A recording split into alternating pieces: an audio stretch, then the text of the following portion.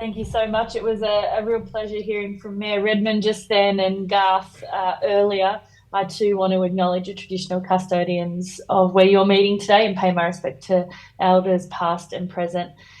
You're all aware we're 3 weeks away from a referendum, the Voice to Parliament. I know you're being asked about it in your local communities, just like local communities across Australia are having conversations.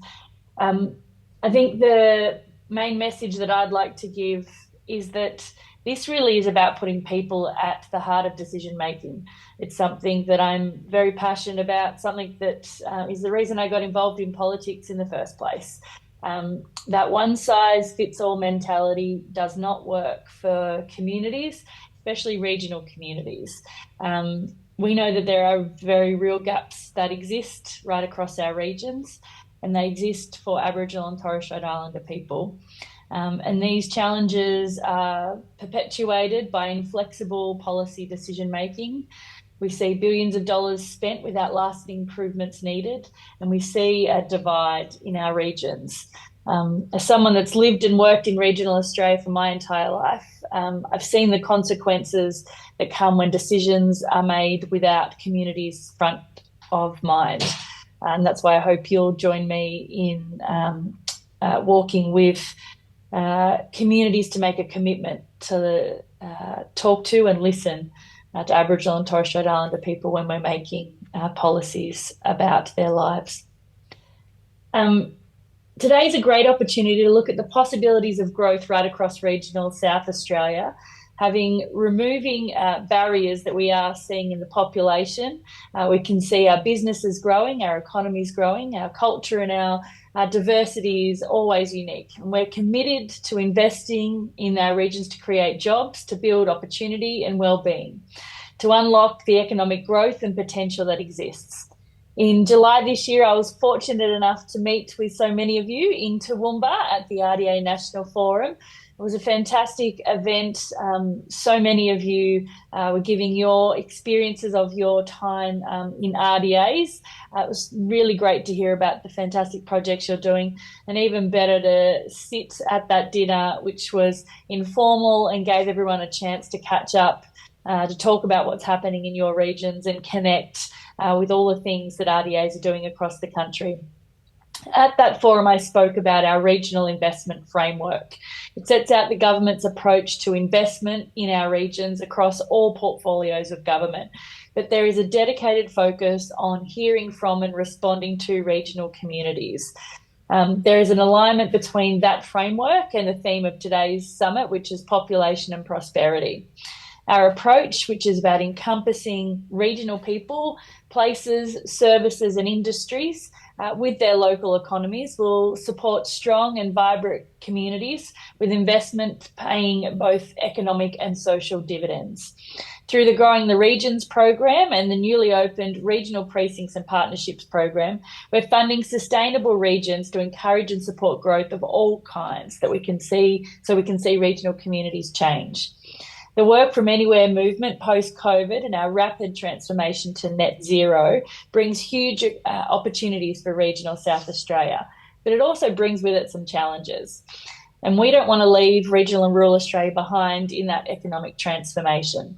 In order to boost and reap the benefits of population growth in South Australia, we're strategically investing in and supporting services and infrastructure.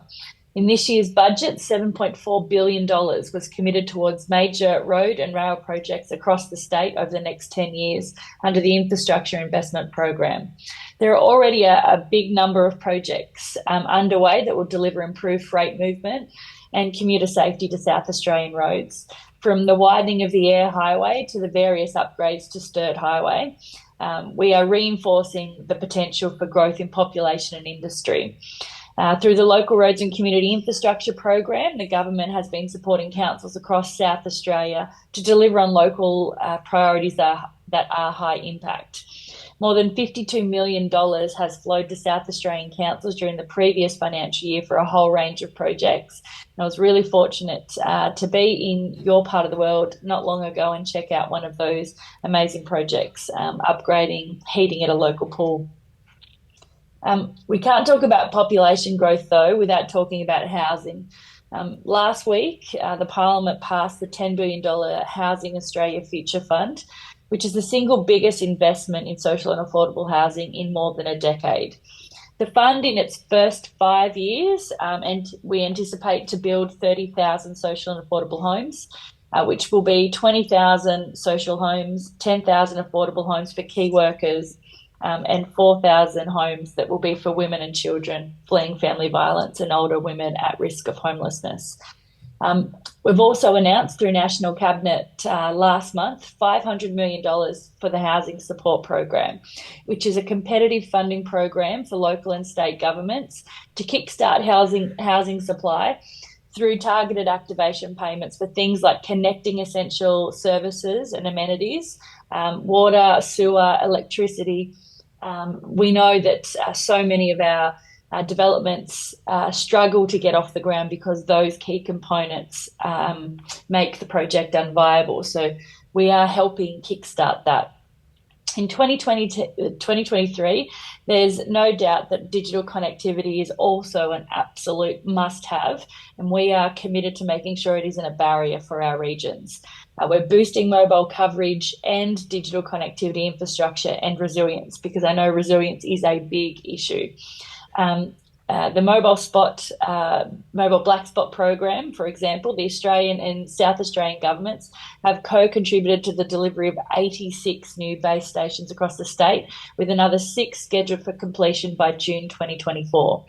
And our government is committed to the NBN, and as a result, we've invested in expanding full fibre NBN to an additional 1.5 million premises across the country, which includes more than 660,000 families and businesses in regional Australia. We're committed to upgrades of the NBN fixed wireless network and to increase peak speeds and expand the coverage of that. We know that there are currently 70,000 premises in South Australia with access to fixed wireless service, and this number will increase as the upgrade progresses.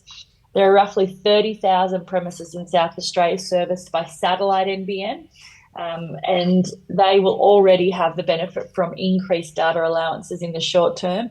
I know during COVID, so many communities were in contact with me because there was a data cap on our satellite NBN services. So many of our parents, so many of our kids were unable to do learning from home or working from home because they'd reached their data cap so early on in the month. The data allowances will continue to increase as we roll out more fixed wireless upgrades, which will be near completion towards the end of 2024. We want to narrow that digital divide. We want to boost the educational opportunities within our regions, and that's why we're also providing up to 30,000 unconnected families who have school-aged children with a free NBN service for up to 12 months. It's wonderful to see the South Australian Department of Education enthusiastic about joining as a nominating partner to help identify families that could benefit from this broadband upgrade. In closing, I want to say thank you so much to the work of you all in the room, to those RDAs, working with local governments across South Australia that provide such a critical link to Canberra. And I'll continue to promote the work that you do to my ministerial colleagues to help inform the policy areas right across government. To this end, I'd encourage you all to make sure that we are kept informed of the wonderful work that you're doing. Let us know the challenges that you're facing, the solutions that you're seeing on the ground there, what's working for you and what's not working for you. And as regional leaders, I really appreciate you all continuing to advocate for your community and your people. Before I go, I just want to give a quick shout out to Renmark Paringa Council for your honourable mention in the National Award for Local Government, and give a quick shout out because I know Minister Claire Scriven is there. I can see her on the screen. Hello, lovely to see you. And the Honourable Rob Kerrin, who's the Chair of RDA South Australia. I can see you too. Lovely to see you again. I love the co-funded model of RDAs across South Australia.